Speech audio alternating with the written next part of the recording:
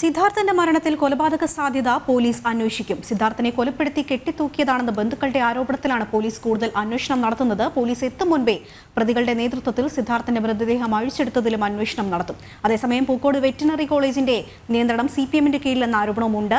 DYFI ജില്ലാ committee അംഗവും CPM area committee അംഗവുമായ രമേശ് വൈത്തിരിയാണ് കോളേജ് നിയന്ത്രിക്കുന്നത്. വിവരങ്ങളുമായി പ്രജിത്ത് മോഹനൻ ചേരുന്നുണ്ട്. പ്രജിത്ത്, ഇതൊരു കൊലപാതക സാധ്യതയാണോ എന്ന തരത്തിലാണ് ഇനി അന്വേഷണം നീങ്ങുക? വിശദാംശങ്ങൾ.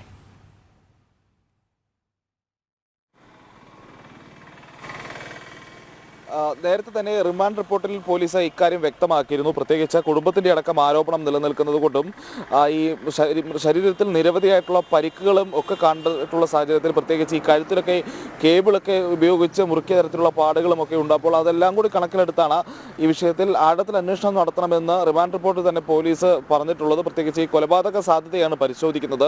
ഇതുമായി ബന്ധപ്പെട്ട നിരവധി ആരോപണങ്ങൾ നിലനിൽക്കുന്ന ഒരു സാഹചര്യം കൂടിയുണ്ട്. പ്രത്യേകിച്ച് 3 ദിവസത്തോളം അല്ലെങ്കിൽ തുടർച്ചയായി ഇത്രയധികം ക്രൂരമായ മർദ്ദനമേറ്റു, ഭക്ഷണവും വെള്ളവും കഴിക്കാതിരുന്നു. ആ സാഹചര്യത്തിലുള്ള ഒരാൾ ഇങ്ങനെ തൂങ്ങി മരിക്കാൻ കഴിയുമോ എന്നുള്ളൊരു സംശയം നിലനിൽക്കുന്നുണ്ട്. അതിനോടൊപ്പം തന്നെയാണ് ഈ ശരീരത്തിലുള്ള നിരവധിയായിട്ടുള്ള പരിക്കുകൾ. ഈ നേരത്തെ ഞാൻ സൂചിപ്പിച്ചതുപോലെ കഴുത്തിൽ കേബിൾ കൊണ്ട് മുറുക്കിയത് എന്ന് തോന്നാവുന്ന രീതിയിൽ അടക്കമുള്ള പരിക്കുകൾ മൃതദേഹത്തിലുണ്ട്. അതിനൊപ്പം തന്നെ പോലീസ് എത്തുന്നതിന് മുൻപ് ഈ മൃതദേഹം അഴിച്ച് ഇറക്കിയതിൽ ഈ പ്രതികളുണ്ട് എന്നുള്ള ആരോപണം. അതോടൊപ്പം ഈ മൃതദേഹം കൊണ്ടുപോകുന്ന സമയത്ത് ആംബുലൻസിലേക്കൊക്കെ കൊണ്ടുപോകുന്ന സമയത്തും ഇവർ ഒപ്പമുണ്ടായിരുന്നു എന്ന് തുടങ്ങിയിട്ടുള്ള നിരവധി ആരോപണങ്ങൾ നിലനിൽക്കുന്നുണ്ട്.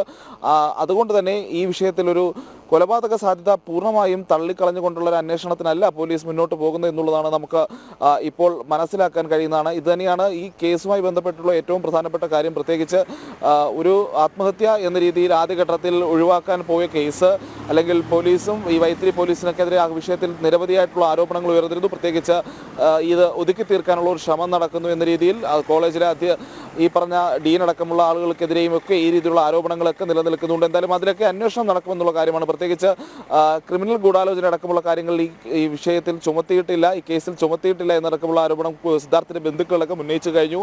കാരണം സിദ്ധാർത്ഥിനെ മർദ്ദിക്കണമെന്ന ഉദ്ദേശത്തോടു കൂടിയാണ് വിളിച്ചു വരുത്തിയത്. അത് ഈ കുട്ടികളുടെയും മറ്റു മുൻപിലിട്ട് അവമാനിക്കണമെന്ന ഉദ്ദേശത്തോടു കൂടി തന്നെയാണ് ഈ പ്രതികൾ കോളേജിലേക്ക് വിളിച്ചു വരുത്തിയത്. അത് മുൻകൂട്ടി തയ്യാറാക്കിയ ഒരു തിരക്കഥ പോലെ എന്ന രീതിയിലൊക്കെയാണ് റിമാൻഡ് റിപ്പോർട്ടിലുള്ള പരാമർശമുള്ളത്. അപ്പോൾ പോലീസിന് തന്നെ കൃത്യമായി ഇവർ മുൻകൂട്ടി സിദ്ധാർത്ഥിനെ മർദ്ദിക്കാൻ വേണ്ടി വിളിച്ചു വരുത്തിയെന്നോ അറിവുള്ള സാഹചര്യത്തിൽ എന്തുകൊണ്ട് ക്രിമിനൽ ഗൂഢാലോചന കുറ്റമൊക്കെ ചുമത്തിയിട്ടില്ല എന്നുള്ളൊരു ചോദ്യം സിദ്ധാർത്ഥിന്റെ അടക്കം ബന്ധുക്കളടക്കം ഉയർത്തുന്നുണ്ട്, പ്രതിപക്ഷ രാഷ്ട്രീയ പാർട്ടികളും ഉയർത്തുന്നുണ്ട്. അപ്പോൾ ഈ വിഷയത്തിലെല്ലാം സമഗ്രമായ ഒരു അന്വേഷണം നടക്കേണ്ടതുണ്ട്. എന്തായാലും അത് പോലീസ് അന്വേഷണത്തിലും നിൽക്കില്ല എന്നുള്ള കാര്യം നമുക്ക് ഉറപ്പാണ്. പ്രത്യേകിച്ച് CBI അന്വേഷണം ആവശ്യപ്പെട്ട യുവമോർച്ചയ്ക്കും BJPക്കും പിന്നാലെ ഇപ്പോൾ കോൺഗ്രസും ഈ വിഷയത്തിൽ CBI അന്വേഷണം ആവശ്യപ്പെട്ടിട്ടുണ്ട്. പ്രതിപക്ഷ നേതാവ് തന്നെ ഈ ആവശ്യം ഉന്നയിച്ച മുഖ്യമന്ത്രിക്ക് കത്ത് നൽകിയിരിക്കുന്നു. അതോടൊപ്പം തന്നെയാണ് ഗവർണറുടെ ഭാഗത്തു നിന്നുള്ള ഇടപെടൽ ജുഡീഷ്യൽ അന്വേഷണത്തിനായി കോടതിയെ സമീപിച്ചിരിക്കുന്ന ഒരു സാഹചര്യം. അപ്പോൾ എന്തായാലും പോലീസിന് അന്വേഷണത്തിൽ കൂടുതൽ ശക്തമായ രീതിയിൽ അന്വേഷണം നടത്തേണ്ടതുണ്ട്. അതിൻ്റെ സമ്മർദ്ദം പോലീസിലുണ്ട്.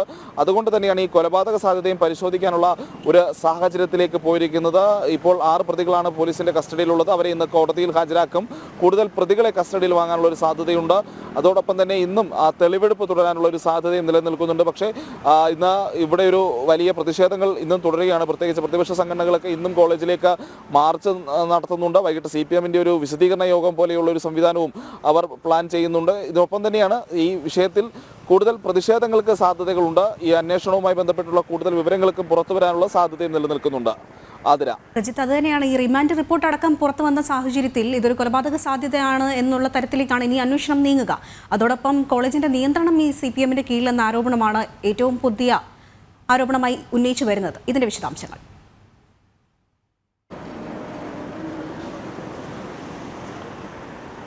അതിൽ ഏറ്റവും ശ്രദ്ധേയമായ കാര്യം അതൊരു പുതിയ ആരോപണമാണ് എന്ന് നമുക്ക് പറയാൻ കഴിയില്ല. കാരണം ഈ സർവകലാശാല പൂർണ്ണമായും CPMന്റെയും CPM അനുകൂല സംഘടനകളുടെയും നിയന്ത്രണത്തിൽ തന്നെയാണ്. അതിൽ ഏറ്റവും പുതിയൊരു വിവരം എന്ന് പറഞ്ഞാൽ ഈ ഹോസ്റ്റൽ ഭരണം SFIയും കോളേജിൻ്റെ ഭരണം മൊത്തത്തിൽ CPMന്റെ കയ്യിൽ നിൽക്കുന്ന രീതിയിലേക്കുള്ളൊരു സംവിധാനം അല്ലെങ്കിൽ ഒരാളുടെ സാന്നിധ്യം ഈ ക്യാമ്പസിലുണ്ട് എന്നുള്ളതാണ്. DYFI ജില്ലാ കമ്മിറ്റി അംഗവും CPM ഏരിയ കമ്മിറ്റിയും അംഗമായ രമേശ് വൈത്തിരിയാണ് ഈ കോളേജിൽ ഒരു സ്റ്റോർ നടത്തുന്നുണ്ട്. ആ സ്റ്റോർ നടത്തിക്കൊണ്ടാണ് അയാൾ ഇവിടുത്തെ ഈ കോളേജിലെ വിദ്യാർത്ഥികളുടെയും ഒക്കെ പ്രവർത്തനങ്ങൾ നിയന്ത്രിക്കുന്നത് എന്ന് പറയുന്നുണ്ട്. CPM ജില്ലാ സെക്രട്ടറിയായ P. ഗഗാറിന്റെ സഹോദര പുത്രൻ കൂടിയാണ് ഈ രമേശ് വൈത്തിരി എന്നാൽ.